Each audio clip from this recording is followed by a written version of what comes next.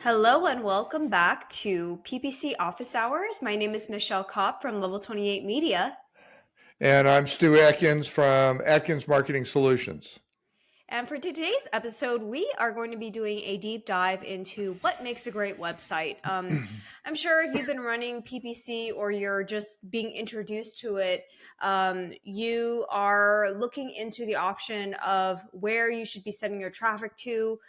We are very big proponents of landing pages, but there are some very specific use cases for sending traffic to a website. And in this episode, we're going to dive into that as well as talk about what makes a great website, not just from a PPC perspective, but just a usability perspective. So we can just go ahead and get started here. So the first topic that we want to really dive into is when it comes to PPC, how do you choose between a dedicated landing page versus a website, Stu? If someone were to ask you this, a client came to you and they're not sure, should they just be driving traffic to the website or should we just go ahead and create landing pages? Where would you start with that? I think it's a great question, Michelle. I think depends on the objectives of what the specific client's trying to achieve. If it's lead generation, usually custom landing pages are going to be your best bet. However, it can depend on the number of products that the client, our company is working with. I have a client that has uh, probably at least 100 products. And so even for lead generation, we send a lot of the traffic to the website. However, for specific products, if we want to focus on, we'll send it to a landing page. So it really varies on, as I said, the objectives, the goals, and what they're really trying to accomplish. And you can also send it to both too. You can sometimes you can split the traffic if you want to, but usually for lead generation, there's no substitute for landing pages. But that's always not a cut and dry case. So when you say products, are you talking about like is are they selling physical products? It's an e-commerce store because that would be different from lead gen. Um, well, this particular client, it's not, they don't sell online. They sell through nationwide resellers, but they still have lots of products, Okay. multiple B2B products. Okay. Okay. And there's so many of them, it would be impossible to really showcase that on a landing page. So we try our best to set up uh, uh, a form fill option on the website, and branded, non-branded, competitive, and they can go to the website. And because there's so many types of products from a commercial standpoint, a B2B standpoint, and this is in a construction industry that large commercial construction industry, some military. So there's so many products and variations on the theme of the different products that you almost have to send them to the website. Yeah, I think something else that you need to consider is the buyer journey. Like, Yeah. especially when it comes to people making a decision, is it more of a quick impulse? I wouldn't necessarily say impulse, but is it a decision that could be made really quickly? Or is it, excuse me, a decision where it might take a while and people might need more information? If people need more information, then it might be better to send them to a website if it's well optimized, of course. I think the number one thing that we need to look at also when we're determining between landing pages and website is the website even ready for paid traffic? Yeah. And most websites, especially for the type of clients that we work with, are not. So that's why we go the dedicated landing page route because it's quicker for us to design it, put it together, and get the campaign going versus a website. Some people are on the side of, oh, I don't like the landing page format because it's just like a one pager and you're forcing people. There's no navigation. There's no other place for them to go to. So naturally, the bounce rate's going to be higher. But it just really depends on the type of industry, I'd say. If the journey is long, maybe it might be better to send it to a website if the website can support the journey and also has a good user experience. But if the user experience is bad, then maybe you might need to go a landing page route, or have a happy medium between the two and create some type of micro site that is well designed, that has elements of a landing page, but not to a point where you're completely redesigning the website, because that's a completely different project. Do you have any thoughts on that? Yeah, I fully agree with that. I mean, the client that I was referring to, they have a superb website. It's a great website. It's fast. It's professionally managed. It's one of the better websites that I've worked with from a PPC standpoint. So it actually works extremely well because it's such a professional. It's built in what's called the Big Commerce platform. Even though it's not used for e-commerce, it's a great website platform, and they have a high-end website developer that runs it, and it's a very strong website, so it works well in this case for sending a fair amount of the traffic there. But they also see the benefit of landing pages, and custom landing pages look just as good, if not better, than a website, even a great website. And Mm-hmm. it feeds off the domain of through a DNS, a CNAME redirect, and so it's essentially a page that Google sees as the website page because it's feeding off Yeah. the domain, and it's fast, it's mobile responsive, and it's just a great option. And like you said, you can create microsites. You may have a simple homepage, and then you can branch off into two or three different product categories, or their service categories, etc. And it works extremely well. And you don't have to wait for the website developer if you're going to make a major change with Mm-hmm. content. Yeah. You can do Yeah. that. You can do it quickly in a matter of a few minutes, sometimes a few seconds, and it's just very fast to do updates.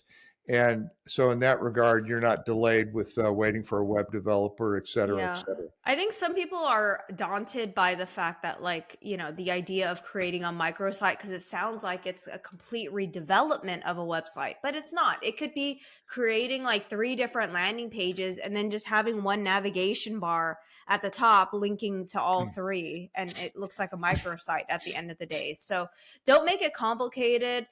It's really going to be on a case by case basis, determining whether you should be sending traffic to a website versus landing page.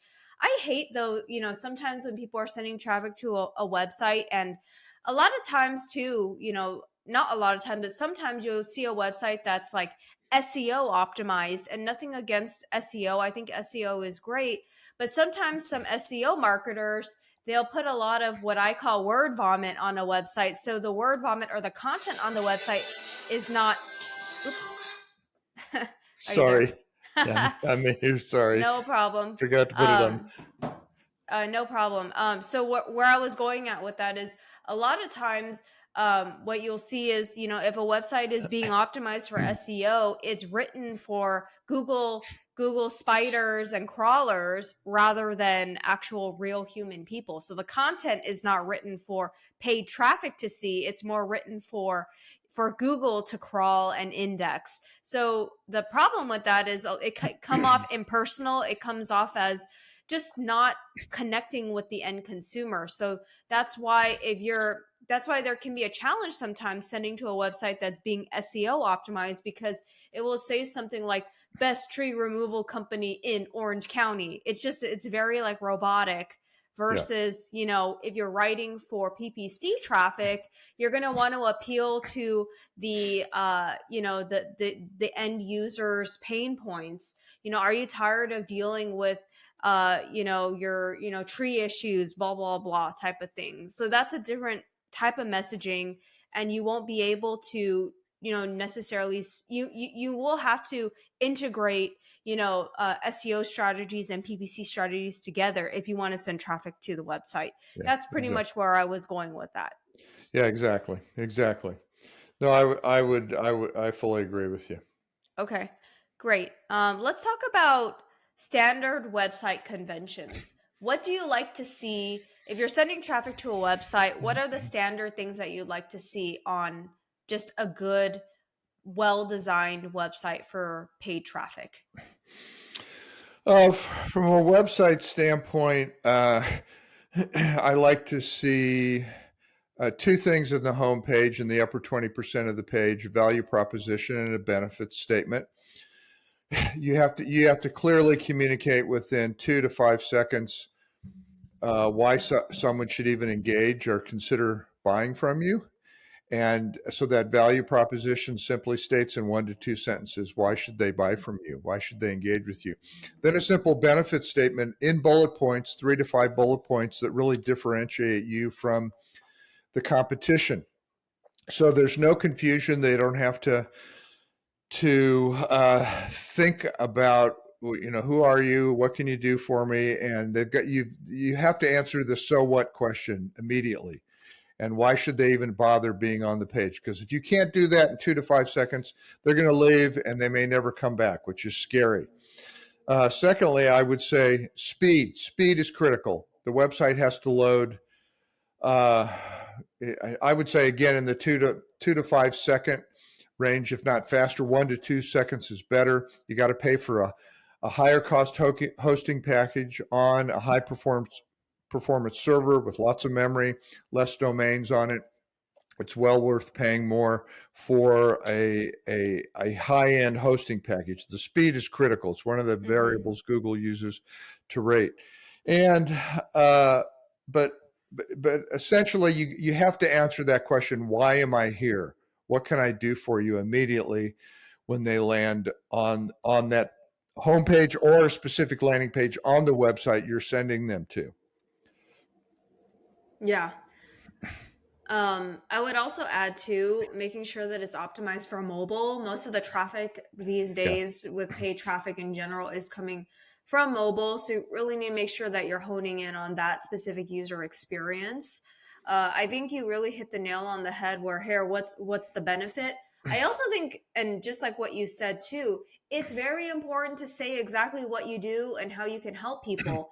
Because if someone they're looking for something in particular and then they go to your website but it's not mentioning what you do, then clearly there is, a message mismatch, and people are going to leave because it's not communicating exactly, what your benefit is and what you do. So what I like to do is something called the grunt test. I've talked about this in the past on my YouTube channel before, but it's essentially getting a website or a landing page and showing it to someone that's not in the industry for maybe 5 to 10 seconds. Let them take a look at it for 5 to 10 seconds, or yeah, in that range, and then take away the website or landing page and then ask them, hey, what was this about? If they cannot tell you within just a few seconds what they saw, then there's clearly an issue with your website messaging, and that needs to be addressed ASAP. Yeah, I agree. I agree. And uh, another benchmark you can use is does it meet the 10-year old test? In other words, can a 10-year old understand it? And it's actually a good little experiment. Have a 10-year-old look at the page that you're considering for to direct traffic to, and see if they can understand what it means. It's not to insult anyone's intelligence, but there was a something called the Flesch reading scale, Dr. Flesch, Flesch, and actually the WordPress Yoast plugin uses that scale, the premium scale, and it ranks website content based on grade school, junior high, high school, college level, and you're better off targeting the content simplicity based on actually the junior high level and sometimes the grade school level. Again, not to insult anybody's intelligence, but Shakespeare said, brevity is the soul of wit, less is more. There are many websites I've been to that you get there and it's the Encyclopedia Britannica. We read Mm-hmm. 25% slower online and we don't read, we scan. So it's got Mm-hmm. to be very simple. Our brains don't need to work, and we're very lazy when it comes to Yeah. online. So whether it's a landing page or it's a website, it has to be very simple, not complicated. And the easier it is for our brain to engage, the easier it is to turn that into an action that the user may take to actually convert it to a phone call, a form fill, a Yeah. purchase online, etc. Yeah, you need to remove those barriers. You need to make it as simple as possible for people to take the action you want them to take. And that's Yeah, why we are big proponents of landing pages, but this entire episode is really dedicated to websites if you looking to send traffic to a website. It's interesting, Stu, that you mentioned the 10-year-old test. So that would be fourth grade. Usually, what I've heard is eighth grade, the writing should be written for eighth grade. So are you telling me that the bar has been lowered now from eighth grade to fourth grade level? yeah, and it could depend. It could depend on the industry too. But the point is, it needs to be simple, and Yeah. we don't want to overcomplicate things. And we have to remember, uh, Jakob Nielsen, who is the world's foremost usability expert, he says the following, and this applies to any page on a website essentially, but primarily the homepage. Homepages are the most valuable real estate in the world. Millions of dollars are funneled through a space that's not even a square foot in size. Mm. It's your company's face to the world. And I love that. It's your company's face to the world. So important. And because if they don't find what they want when they get to your site or landing page, they're going to go somewhere else, and they may never come back. And that's pretty Hmm. scary if you think about it. And you also pay for that traffic too. So, that traffic adds up over time. So you need to make sure that you're really addressing, telling people what your unique value proposition is, how you can help them in a very clear and concise way. We talked about bullet points. I hate seeing paragraphs when I go to websites, Stu. I mean, Yeah. I hate to say this, and just like what we talked about is, hey, we're lazy when it comes to reading. Like if I see a chunk of text, I'm just gonna scan through it or not even take a look. I want to see bullet points. That's how I digest information. Yeah. Yeah. Yeah. I agree. I agree. And I think also contact information placement too, phone numbers, top, middle, bottom, or at least top and middle in bold, larger text is important. Um, form fills often work best upper right hand corner, the top of the fold, and uh, so then also heat map usage for websites can be valuable. There's a tool out there called Crazy Egg. You go to crazyegg.com, and they didn't pay me to say that, by the way. And Mhm.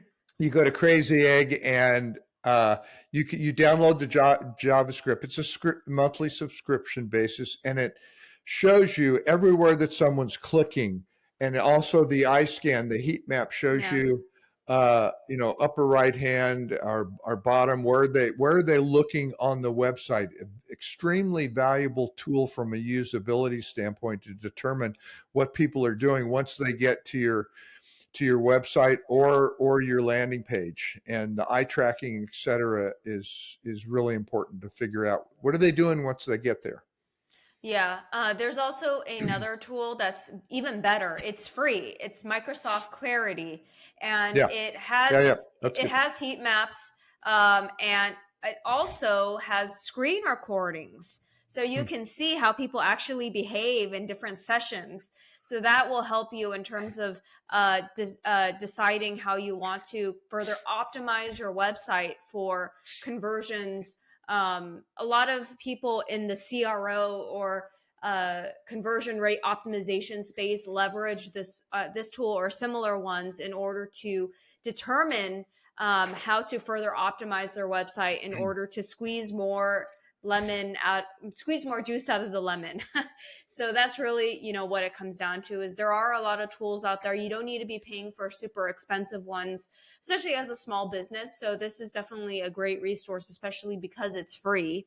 Um, And so you, Clarity has, so there's a JavaScript yeah, that they download, and then that needs to be installed on the website, correct? yes, correct. Just So same thing, just like Crazy Egg. Any of yeah, those heat map tools, there's some type of JavaScript that you need to drop in the header section on the back end yeah, of yeah. your website. So I want to also touch on a couple other things. So you talked about, phone number placement, your top right corner and throughout the website. It's very important to make it very easy for people to know what the next action should be. It's kind of funny that, I get people reaching out to me to do audits on their website or on their PPC landing pages, and they're hiding the phone number. They're hiding the most simplest, lowest hanging fruit, and it's so difficult for people to get in touch with them. So make sure that whatever action you want people to take, it needs to be upfront and center. You need to assume that people are not going to be looking through a treasure chest to find ways to contact you. So it's very, very, very critical that your calls to actions are very clear, whether it's call me, contact me, get a free consultation, whatever it is, download this ebook, whatever. It's got to be very, very, very clear to the end user on your website exactly what the next action should be to take. Yep, It seems agreed. obvious, but I have to say it a few times in order to get that nailed in. Yeah, yeah. um, let's talk about pictures on a website. Actually, let's back it up. Let's talk about website design. How important is website design to you? I know that we've worked together on several client accounts where we've had some pretty picky clients when it comes to building microsites and Excuse me. websites.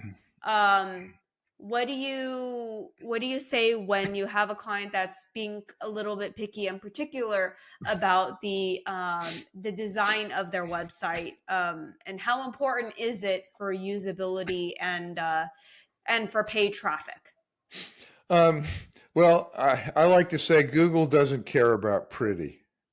And sure, you want your website to look nice, but Google's focus is, and all major search engines is going to be content. And so people tend to get obsessed with colors and pictures. And I once had a client that was in the interior design industry, and she wanted the website to be a reflection of interior design, not effective usability that was going to get her leads. So she was thinking graphics, pretty, art. She was looking at it from a Aesthetic standpoint. yeah, an aesthetic interior design Yeah. standpoint, not from the standpoint. And it was very difficult to convince her otherwise. And as a result, she didn't get many leads, and so it was very frustrating. But your point on images is important. Images have to be compressed. They have to be one of the biggest things that slows down a website is lots of images that are the full size images that aren't compressed. That will slow down page load speed considerably. There's a lot of for example, WordPress has a plugin called Smush where it will automatically, even if you upload a picture to Smush. the That's a library, funny name. it yeah, it'll smush it. It will condense it. There's a lot of those on the market, so Yeah. it's very important that images are compressed. They look just as good when they're compressed. You don't know the difference, but Hmm. images can take up a lot. But design needs to be based on usability, and you're not, it's not an art show. And again, you want the site to look nice, but people tend to focus way, they have no idea what they're talking about when they're looking at a website. And and you have to be careful with videos. Some websites you load and there's going to be a scroll bar with moving videos in the background, and the user has to have control of that video. It's best if they click on the video to start the video and it Instead of an doesn't, autoplay. Yeah. instead of an autoplay. Same with pop-ups. Websites that has a pop-up that comes up in the middle asking for an email address, bad news, bad usability. It's intrusive. Let the user have control with regard to that. And again, yeah, I forgot to mention Jakob Nielsen. His website is NN Group. nancygroup.com, nancygroup.com. He's the world's foremost usability expert, has tons of great information that cover a fair amount of the points you and I have mentioned. And he's got a great blog, and he just talks about a lot of these topics with regard to usability. And it's something people just don't think about. They think pretty, Hmm. they think design, Yeah. and it's like a business that focuses on the design of the business card, and they don't even have a uh, a business plan, or have no Hmm. idea what their business model is about and how they're going to generate revenue. Yeah, exactly. I want to make a comment about the interior design client that you were referring to. I think just in general, people in that type of industry, they're just very focused on aesthetics, right? So we Yeah, talked yeah, about that, yeah. yeah. And they're not experts in usability. They're not experts in websites. So that's really all they can, have feel like they can have control over. So that's probably why she was trying to have like that level of control and like have, being picky over that, because that's really all she could really comment on when it comes to the Yeah, work that you do. yeah. Bless her I heart, she meant well, but Yeah. it hurt her. Yeah. Yeah. And the thing is, when it comes to that, there has to be there has to be a happy medium. I understand if you are trying to portray yourself as a high-end brand, you're selling thousands, like your flagship product is worth thousands and thousands of dollars. You're like, you're like the Nordstrom, but you don't want to be portrayed as like a Sears. That's like, old school and maybe, going out of business. But at the same time, there has to be some type of happy medium between the two. What it's marrying the beautiful pictures and having great usability together. I've had a client that actually refused landing pages for a very long time because he was just afraid of like me designing a landing page that wasn't going to be aligned with his brand. But I told him, hey, we are going to be using the same brand colors. You're going to be using the same logo. It's just going to look like an extension of your website. It's just not going to be linked to your website. And he was still very much against to it, but eventually like warmed up to the idea after several months because he wanted to have the control.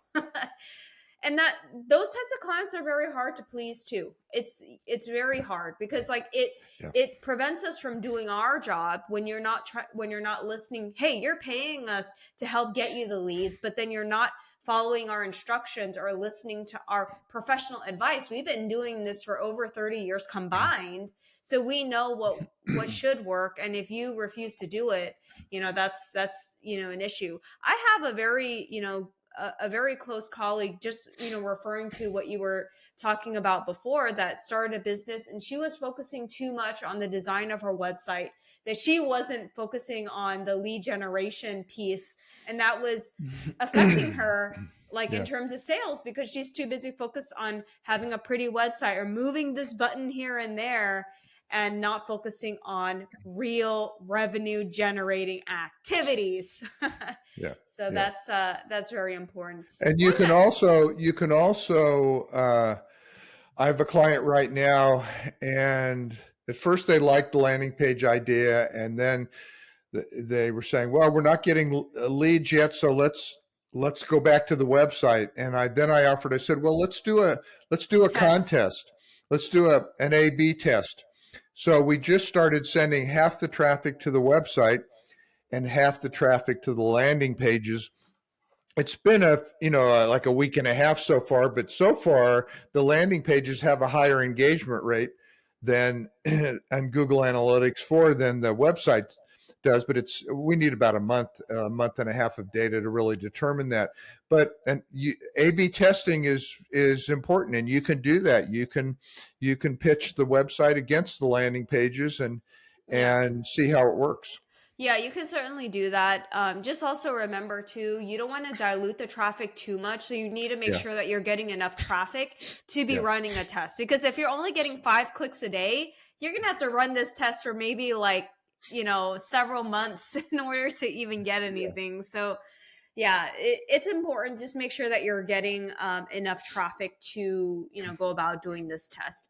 Let's talk about pictures. What are your thoughts on stock images these days? Is it something that turns you off? Do you think that it turns off traffic? What are your thoughts? Uh, well, I've clients, excuse me, I've had companies that tend to hyper focus on the pictures, and if you're going to utilize pictures, certainly it's worth spending the money for high quality pictures. Uh, you don't want to, free stock license pictures can sometimes be an issue. Ideally, you have your own company branded photographs that were based from a professional photographer, high Mhm. quality images that relate specifically to your brand. Those are the best to use. There are some great stock images out there. You have to pay for them, and it's worth the money to have professionally based photographs. You just don't want to overdo the images. You want to make sure the images are consistent with the content, and Mhm. the images don't distract. You don't want an image about a Learjet if you're trying to sell off-road Jeeps. Mhm. So you got to make sure everything is consistent. But I think quality images. It's worth spending the money to invest in that. You just don't want to overdo it. Yeah, my personal thoughts when it comes to stock images is I'm not a huge fan of them. I think that it can be really cheesy. I think all of us have just seen way too many stock images these days. And Yeah. especially in the same industry, I'm sure if we were to go to if we were to go to Google right now and talk and type in locksmith in Orange County, we click on the top, three ads that show up. I'm willing to bet you that we will see the same at least one same stock image across the three landing pages or website we go to. Yeah. Yeah. So it can be a little much. I'm not a huge fan of them. What I'll say is with AI, you can have some really nice images generated for you without having to pay for real stock images that Yeah. That's a everyone great else point. has. Yeah, so there's right now Meta has released llama or yama that essentially you could just go to it and say generate me a picture of the Santa Monica Pier in a beautiful watercolor design, and Now it will that's do a it. subscription based service, though, right? No, it's free. Oh, it is It's free. free. It's Hmm. free as of now. We'll see. Yeah. This one's free. Mid Journey is a paid version. Is a paid tool. That one is has a cost associated. Most of the AI tools that do these types of things, they do have some type of fee associated with it. But Meta's Llama right now is completely free. I'd highly encourage anyone here to check it out. It's pretty amazing. I had it. I just asked it the other day, give me a picture of a blue Tesla on a freeway. And it did it. It's pretty amazing. So if you're looking for any, images without, having to be worried about other people in your industry using the same images, use an AI tool so that will create something that's more, I guess, unique to you. Of Yeah. course, nothing beats having a professional photographer. Not every business is going to be ready to have a Yeah. professional photography session. It can be an investment, but it's going to be the most unique to you and to your, brand, your company's brand. So that's also a really important thing to consider. So definitely Yeah. look into AI tools, whether it's free or paid, other than stock images. Honestly, I don't think Adobe is going to be around very much longer, or Shutterstock, because these AI tools are going to come in and just kill Yeah. them. Yeah. Yeah. Great point. Yeah, In yeah. fact, the So picture of me right now was generated from AI. I'm a robotic human talking to you. it's scary. There are AI tools right now that all you have to do is submit a few pictures of yourself, submit an audio of your voice, and it will create a video of you talking. And you'll create a script for it, and it will just make it look like it's actually you talking. Yeah. So Yeah. who knows? You're watching this, you might think that this is AI. We are real people doing this live right We now, are. but in the future, it might just be us, writing a script and not having to do anything. Yeah. Yeah. Yeah. That's very So true. Very true. yeah. I think that's pretty much it. We already talked about speed, usability. Um, yeah, we touched on everything. Was there anything else you wanted to touch on, Stu, about what makes a great website? I would briefly say security is important. Back up your website and back. I at least three levels of backup. I have a local backup. I have an offsite backup, and I have three different levels. Extremely important. Make sure you have a secure socket layer set up. Yeah, They're free. SSL. Yeah, Yeah. SSL. It creates an encrypted connection between the user browser and your website. And if you're running WordPress, update your plugins on a fanatic basis. Security is really important. Filter the spam out, and Mm. just the security aspect, and do the backups, and have my hosting company backs up automatically for me every 24 hours. And so you just have to be really careful from a security standpoint. It's really important. The privacy Policy. issues Hmm. and things of that nature are important also. And so just don't let the security go by the wayside. It's dangerous. You don't want to sign up for the $1.99 a month hosting package, because you're not going to get the premium services you need to be secure. So just don't forget about security. Okay, awesome. Okay, great. Thank you very much, everyone, for joining us, and we'll see you in the next one. Okay.